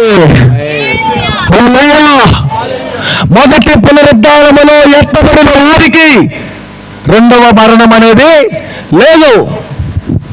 ఇది మీకు అర్థము కాదు. 2వ మరణము లేదా 2వ పునరుద్ధానం అంటే ఏంటంటే కింద 13వ వచనం అనుకుంటే ఒకసారి చూడరా. సముద్రము తనలో ఉన్న మృతులను అప్పగించెను, మరణమును పాతాళ లోకమును వాటి వశమును ఉన్న మృతులను అప్పగించెను. వారిలో ప్రతివాడు తన క్రియల చొప్పున తీర్పు పొందెను. మరణమును మృతుల లోకమును అగ్నిగుండములో వేయబడెను. ఈ అగ్నిగుండము 2వ మరణం. చూడండి, ఈ అగ్నిగుండము 2వ మరణము. జాగ్రత్తగా వినండి. పైన 5, 6 వచనాలు ఏం చదివాం? మొదటి పునరుద్ధానములో లేపబడిన వారికి 2వ మరణము లేదు. 2వ మరణము లేదు. ఇప్పుడు 2వ మరణం ఏమని చదివాము? అగ్ని గుండము. అందుకే అడిగాను, మీరు పైకా కిందకా అని. ఎక్కడికి? నీవు నిత్య రాజ్యములో ఉండాలంటే మొదటి పునరుద్ధానములో పాలు పొందుకోవాలి. దేవునికి స్తోత్రం కలుగును గాక. ఎట్టి పరిస్థితుల్లో నువ్వు రెండో వరుసలో ఉండాలి. ఎంత కష్టమైన పర్వాలా, ఇక్కడ ఏడ్చినా పర్వాలేదు, ఇక్కడ నిన్ను అని ఎక్కిరించినా పర్వాలేదు. ఒకటి ధైర్యం తెచ్చుకోండి, ఈ 60 సంవత్సరాలు ఏడుస్తావేమో, బాధపడతావేమో, నువ్వు చనిపోతావు. మొదటి పునరుద్ధానం లేకపోతే నా తండ్రితో కూడా ఏం చేస్తామంటే జీవిస్తావు. దేవునికి స్తోత్రం కలుగును గాక. ఒకవేళ పునరుద్ధానములో గనక నువ్వు లేపబడకపోతే రెండవ వరుసలో ఇక్కడ ఏముంది? రెండవ మరణము. ఏ మరణము? రెండవ మరణం ఏమిటి? అగ్నిగుండము. రెండవ మరణం ఏంటంటే హతసాక్షులు, చనిపోయేవారు, సూసైడ్. సముద్రం, నేను బతకను, నా ఫెయిల్ అయిపోయింది, మా అమ్మ నేను ప్రేమించిన వాడికి ఇచ్చి పెళ్లి ఒయ్యలు దూకుతారు సముద్రంలో, నా వల్ల కాదు, ఒయ్యలు దూకుతారు బావిలోను నూతులోను. అక్కడ మనమే చదివాం, సముద్రము మృతులను ఏం చేస్తుందంటే అప్పగిస్తుందంట. దేనికి? తీర్పు కోసం. ఇప్పుడు సముద్రంలో దొరికిలో చచ్చిన వాళ్ళు కొంతమంది దొరకలా, కానీ సముద్రం దగ్గరే సేఫ్గా ఉన్నారు. రేపొద్దున సముద్రం ఏం చేస్తాంటే నా వల్ల కానీ చచ్చిన వాళ్ళు, వేసుకున్న వాళ్ళు, వాళ్ళు దాగి చచ్చిన వాళ్ళు ఉంటారు, సూసైడ్లు, వీళ్ళందరినీ ఏం చేస్తుందంటే తీర్పు పునరుద్ధానంలో రేపు వీరందరూ ఏమవ్వాలంటే నిలబడాలి. అవసరమైతే ఇది వీళ్ళదే మరణము రెండో మరణం అనగా ఏమని చదివామో అగ్నిగుండములు ఏమడదు, అగ్ని ఆరదు, పురుగు సారదు. అరే సచ్చారుగా ఒకసారి అక్కడే ఇఫ్ ఐఎమ్ నాట్ రాంగ్ సువార్తలను ప్రభే మరణాలని చెట్టుతో పోల్చాడు. మీకు అర్థం అవ్వాలంటే చెబుతాను. ఒకసాట ప్రభు దారిలో వెళుతూ ఉన్నాడు. ముగించేస్తున్నాను. అమ్మ ముగించేయమంటారా? ముగించేస్తాను, కొద్దిగా వినండి, మీకు అర్థమవుతుంది అనుకుంటున్నాను. ఈ మాటలు సహజంగా మీ సంఘంలో దైవజనులు అందరూ బోధించరు, చాలా వరకు బోధిస్తారు, కానీ ఇంత డెప్త్ స్టడీ అనేది రాదు. అందుని బట్టి మీకు ఇస్తాను, లేకపోతే వేరే ఉద్దేశం. నేను కూడా దేవుడు నిన్ను దీవెత్తాడు, దేవుడు నిన్ను దీవించడు కాకని చెప్పి నేను కూడా వెళ్ళొచ్చు. అబ్బా నన్ను దీవించాడు, దైవజనుడు బాగా చెప్పారంటారు. నాకు అది కాదు, రాకడ కోసం మిమ్మల్ని ఏం చేయాలంటే సిద్ధ పరచాలన్న ఉద్దేశంతో ఈ సబ్జెక్ట్ తీసుకున్నాను. వినండి. ప్రభు దారిలో వెళ్తూ ఉన్నాడు. ఒక చెట్టు ఉంది. ఏ చెట్టు? దాన్ని చూశారు తోట వల్ల. ఏంట్రా బాబు, 2 ఏళ్ళు 3 ఏళ్ళు దీనికి అసలు కాపు అనేదే లేదు, కాయలా, దీని బదులు దీన్ని నరికి ఇంకో చెట్టుని ఏం చేయి, నాటొచ్చు కదా అంటే, అయ్యా యజమానుడా ఇదిగో 3 ఏళ్ళు కష్టపడ్డా, 3 ఏళ్ళు నీళ్లు పోసా, ముందేసా, ఏమంటారు దాన్ని తీసా, నా శ్రమంతా చెమటను పోసా, 3 ఏళ్ళు ఆగిం కదా, ఇంకొక 7 ఆగదాం అంటాడు. సరే నీ మాట చొప్పున అంటాడు. మీకు ఇదంతా తెలుసు. సరే ఒక 7 ఇస్తారు. దానికి ఇంకా యజమానుడు 3 సంవత్సరాలు కష్టపడిన దానికంటే ఆ 4వ ఎక్కువ కష్టపడ్డాడు ఆ చెట్టు కోసం ఫలించాలని, అభివృద్ధి చెందాలి, దాని నుండి ఫలాలు రావాలని, మంచి ఫలాలు, రుచికరమైన ఫలాలు అనేకులకు ఉపయోగపడే రావాలని యజమానుడు ప్రయత్నిస్తే దానికి ఫలింపనేది లేదు. మరలా ప్రభు తిరిగి వచ్చాడు. యజమానుడు చూశాడు. ఏం చేయమన్నాడు? దీన్ని నరికి అగ్ని ఏంటి, నరకటం ఏంటి? నరికితే చావదా? ఇది నరికితే చావదా? చెట్టు చచ్చినట్టే కదా నరికితే. ఇప్పుడు చెట్టును నరికేసామండి, కాయలు వస్తాయా దానికి? మరి చచ్చినట్టేగా. ఏంటండి ఇప్పుడు ఈ అరటి చెట్టు ఉంది, ఇప్పుడు దాన్ని కుంచితే వస్తాయో రాదో నీకు అర్థమైంది, అవునా? దాన్ని నరికి పక్కన పడేసా, ఏమైపోద్ది? గెలొస్తుందా దానికి? అంటే ఏమైనట్టు అది చచ్చి, ఇప్పుడు నరికితే చచ్చిపోయింది కదా, మరలా ఏం చేయమన్నాడు? ఎక్కడేమన్నాడు? అగ్నిలో. నరకటము మొదటి మరణం అయితే అగ్నిగుండములో వేయటమే రెండవ మరణం. జాగ్రత్త. ప్రభు ఊరికనే చెప్పలేదు ఈ మాట. నరకటము మొదటి మరణం, చచ్చిపోయింది, అక్కడితో ఊరుకోవాలా. మళ్ళీ అక్కడేమన్నాడంటే అగ్నిగుండం. అందుకే ఎన్ని మరణాలు ఉంటాయి? మొదటి 2 మరణాలు. ప్రకటన గ్రంథం ప్రకారం మీకు చెబుతున్నాను, దేవునికి స్తోత్రం కలుగును గాక. ఆ నరికి అగ్నిగుండంలో ఉండటానికి కాదు ఈ బాధ, కష్టం అంతా. ఆ పరిస్థితులు చూడకుండా, నరకబడకుండా ఇక్కడ పాపముల సావాలి, రేపు పరిశుద్ధుల గుంపులో లేపబడాలి. ఇక్కడ శ్రమ పడితే రేపొద్దున అక్కడ సుఖపడతావు. ఇక్కడ శ్రమ పడితే ఇక్కడ ఏడిస్తే రేపొద్దున అక్కడ నవ్వుతావు. ఇక్కడ దైవజనుడు నిన్ను తిట్టాడా, రేపొద్దున దేవుడు అక్కడ పొగుడుతాడు. ఇక్కడ దైవజన్ నిన్ను పొగిడాడా? రివర్స్ వేసుకో. ఇక రివర్స్ ఏంటి? మొదటి దాన్ని బాగానే చెప్పారు, రెండో దానికి ఎందుకు చెప్పట్లా? ఇక్కడ మేము ఏమన్నాను? ఇక్కడ మిమ్మల్ని ఇక్కడ మీరు తిట్టబడ్డారు అనుకోండి, దేవుడు అక్కడ ఏం చేస్తాడు? పొగుడుతాడు. ఒకవేళ ఇక్కడ మిమ్మల్ని పొగిడాడా? రివర్స్ అమ్మా. రాదు, నోరు రాదు, ఒప్పుకోదు. వాస్తవం. దైవజనుడు శిక్షించు సంఘము రేపు జీవ పునరుద్ధరణలో ఉండే సంఘము. నీ దైవజనుడి చేత నువ్వు హెచ్చింపబడుతూ ఉంటే, నువ్వు సరి చేయబడుతుంటే, ఒకసారి నేను కసురుకుంటున్నావు అంటే, నేను ఒక్క మాట చెబుతాను, ఈ మాట నన్ను చిన్నవాడిని తీసుకోండి, మీరు సంతోషించి ఆనందించండి. ఏమంటున్నాను? సంతోషించి ఆనందించండి, పరలోకమందు మీ ఫలము. తెలుసు కదా వాక్యం. ఇక్కడ మీరు సంతోషించి ఆనందించండి. ఎప్పుడు? దైవజనులు ఇది తప్పనా అమ్మా, ఇది కరెక్ట్ కాదు, నువ్వు మారాలి. నేనా? మారాలి నీ మనసే మారాలి. మారిన మనసు ఫలితం ఉంటుంది. పాటలు మాత్రం బాగా పాడుతాం, మారాలి. ఏం మారేది? వాతావరణం మారుతుంది, వయసు మారుతుంది, లోపల ఆత్మీయ జీవితం నయ్యా పైసా ఏ మార్పు లేదు. గుడ్ ఫ్రైడే వచ్చింది, వెళ్ళిపోయింది ఏస్తుడితో, మళ్ళా వస్తుంది, మళ్ళా దినం అంటారు. ఏంటిది? అదే శ్రమలు తినాలంటారులేండి. మళ్ళా శ్రమలు తినాం, మళ్ళా దేవుడిని తీసుకొచ్చి శ్రమలు వేస్తారు, మళ్ళా అంటారు. మరలా మీరు మాత్రం మారు అబ్బే. మళ్ళా సంవత్సరం 2025 వస్తుంది, మళ్ళా 2026 మళ్ళా గుడ్ ఫ్రైడే అంటారు, మళ్ళా శ్రమలు తినాలి. ఎన్నిసార్లు వేస్తారు ప్రభుకి శ్రమలో? ప్రభు శ్రమ పడ్డాడు, చనిపోయాడు, తిరిగి లేచాడు. జ్ఞాపకం చేసుకుంటే మంచిదే, తప్పనట్లా. అయితే మార్పు చెందాల్సింది దేవుడు కాదు, నీవు నేను సంఘము మార్పు చెందాలి. ఏమవ్వాలి? నీవు నేను సంఘము మార్పు చెందితే మనము యోహాను సువార్త 5:29 జీవ పునరుద్ధానం, తీర్పు పునరుద్ధానంలో కాదు, జీవ పునరుద్ధానంలో మనం ఉంటాం. దేవునికి స్తోత్రం కలుగును గాక. జీవ పునరుద్ధానము అనగా బ్రతికింపబడేవారు. జీవ పునరుద్ధానం ఉండేది ఎవరు? జీవ పునరుద్ధానం అంటే జీవము అంటే ఏంటిది? మరణం. అది జీవం అంటే బ్రతికింపబడేవారు. బ్రతికింపబడేవారు. రేపొద్దున బ్రతికింపబడే గుంపులో ఉండాలి మనం. అందుకే ఈ ప్రయాస, అందుకే ఈ కష్టము, అందుకే వాళ్ళు ఉద్యోగాలు వదులుకొని జాబులు చేసి అది చేసి అన్ని విడిచిపెట్టి ఎందుకు రా బాబు ఇదంటే రేపు బ్రతికింపబడే గుంపులో మనము ఉండాలని. దేవునికి స్తోత్రం కలుగును గాక. హల్లెలూయా. ఒక మాటతో ముగిస్తాను చూడండి. ఎవరు ఆ పునరుద్ధానంలో ఉంటారు? ఈ మాటతో ముగిస్తారు. ఎవరు ఉంటారు? పునరుద్ధానం ఉందా లేదా? ఉంది, ఒప్పుకున్నారు. ఉందని కూడా వాక్యం చూపించా. లేదనే వాళ్ళు కూడా ఉన్నారని చూపించా. దావీదు మహారాజు పునరుద్ధానం గురించి ఏమన్నాడో చెప్పాను. తర్వాత పునరుద్ధానములు ఎన్ని పునరుద్ధానాలు ఉన్నాయి? 2 పునరుద్ధానాలు ఉన్నాయి. దానిలో మొదటి పునరుద్ధానంలో 5 వరుసలు ఉన్నాయి, రెండవ పునరుద్ధానంలో 2 వరుసలు ఉన్నాయి.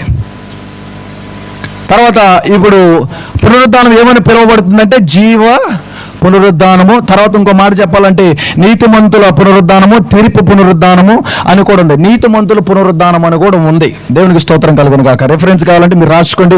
లూకాసు సువార్త 14:14లో ఉంటుంది. నీతిమంతుల పునరుద్ధానం అని కూడా ఉంటుంది. జీవ పునరుద్ధానం అని చదువు. ఇప్పుడు ఎవరు ఉంటారు ఈ పునరుద్ధానంలో? నీవు నేను ఉండాలంటే మనకి ఇది మనం ఉందా లేదా అనే మాటతో మనం చూద్దాం. చూడండి ఎవరు ఉంటారు. కొరింథీయులకు రాసిన మొదటి పత్రిక ఇందాకలే చదివాము. చూడండి 15వ అధ్యాయం 23వ వచనం ఒకసారి మరలా చదవండి.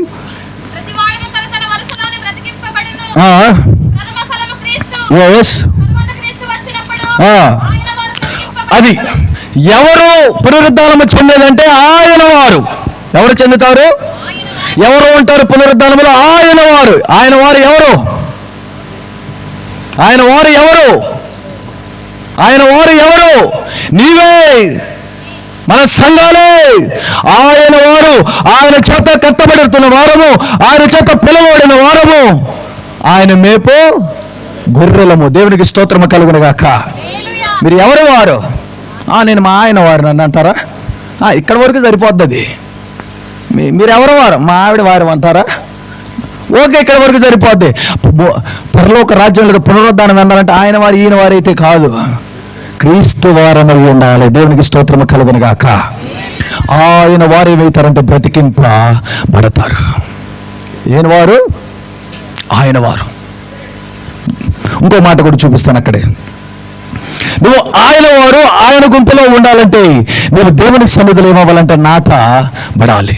దేవుని సన్నిధిలో నాటబడాలి, దేవుని సన్నిధిలో కట్టబడాలి. దేవుని సన్నిధిలో ఉపవాసాల చేత, ప్రార్థనల చేత నిన్ను నువ్వు ఎప్పటికప్పుడు సరే చేసుకొనొచ్చు. ఏ కలంకము, ఏ మచ్చ, ఏ డాగు లేకుండా పరిశుద్ధ జీవితం కలిగి, పరిశుద్ధపు మాటలు కలిగి, పరిశుద్ధపు ప్రవర్తన కలిగి, నీ తోటి విశ్వాసాలు క్షేమము కోరే నీ వారిగా నీవు ఉండాలని వాక్యము తెలియపరుస్తుంది. దేవునికి స్తోత్రము కలుగును గాక. ఆయన వారు ఏమవుతారంటే బ్రతికింపబడతారు. ఆస్తి ఉన్నవారు లేకపోతే ఇంకేదన్నా పేరు ప్రఖ్యాత బంగారం కలిగిన వారు కాదు, ఆయన వారు. అందుకే వాక్యం ఉంది కదా, సూద బెజ్జములో ఒంటైనా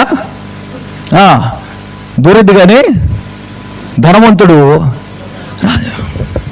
మరలా చెబుతున్నాను, రెండు నిత్యమైనవి ఉండవి. ఒకటి నిత్య జీవము, రెండు నిత్యగ్నిగుండము. ఇద్దరు వ్యక్తులు వెళ్ళారు భూమి మీద ఉండగానే. ఒక ఉదాహరణ కూడా మనకు కనబడుతుంది. ధనవంతుడు ఎక్కడున్నాడు? చచ్చున్నాడా బతికున్నాడా? చచ్చున్నాడా బతికున్నాడా? చచ్చుంటే మరి ఎట్ట మాట్లాడుతున్నాడు అక్కడ? ఎట్ట మాట్లాడుతున్నాడు? చనిపోయిన వాళ్ళు మాట్లాడతారా?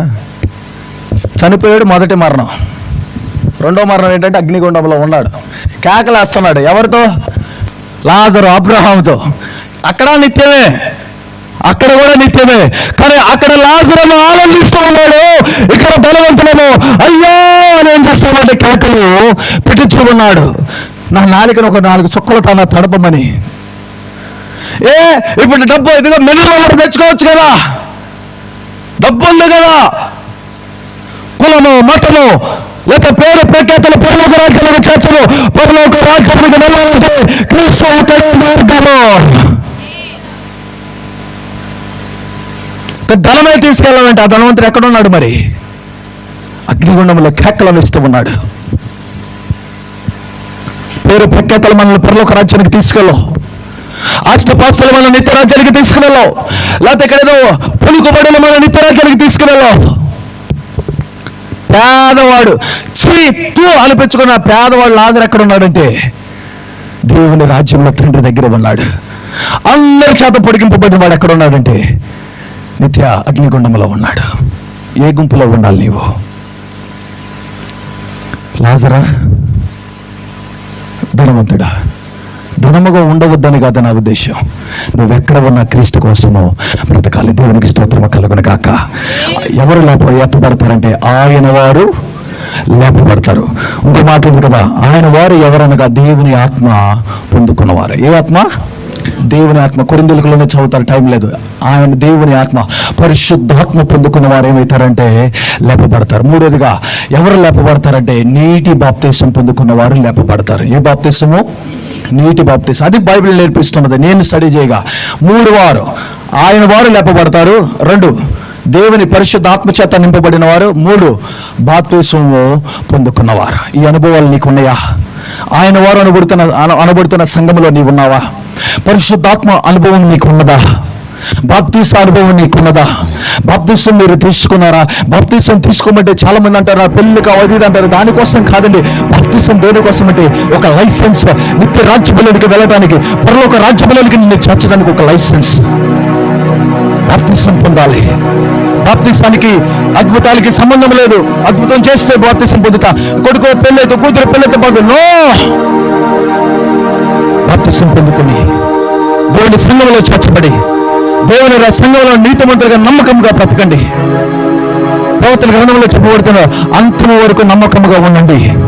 దేవుడు ఏమిస్తున్నాడు? జీవ కిరీటాన్ని ఇస్తానన్నాడు. రాత్రి మీకు బోధిస్తున్న మాట ఏంటంటే నేను వచ్చినప్పుడు ఏ పరిస్థితుల పోల ఏ విధము చేతనో మనం పునరుద్ధానములు పొందుతాము గాక. 2వ క్రీస్తులో మనం లేపబడతాము కాక, క్రీస్తుతో కూడా మనం లేపబడతాము కాక.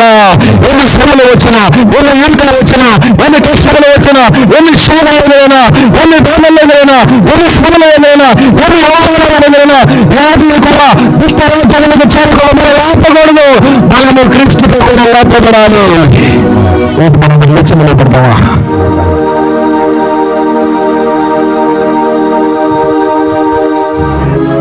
క్రీస్తుతో కూడా విడువ పడటానికి కాదు ఈ పరిచర్యలు.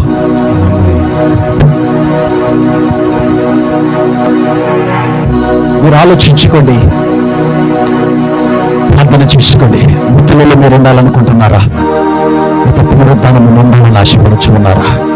రెండో వరుసలో ఉండాలనుకుంటే, పునరుద్ధానంలో మీరు కూడా ఉండాలంటే ప్రభులాగా తీసుకున్న ప్రభువా, ఏ విధము చేతునను ఎంత కష్టమైనా నేను నా కుటుంబము పునరుద్ధానములో ఎత్తపడాలి అన్న నిర్ణయం తీసుకొని ఒక దైవజనుడిగా చేతులు చిన్న కోరి ఈ మాటలు నేను ముగిస్తూ ఉన్నాను.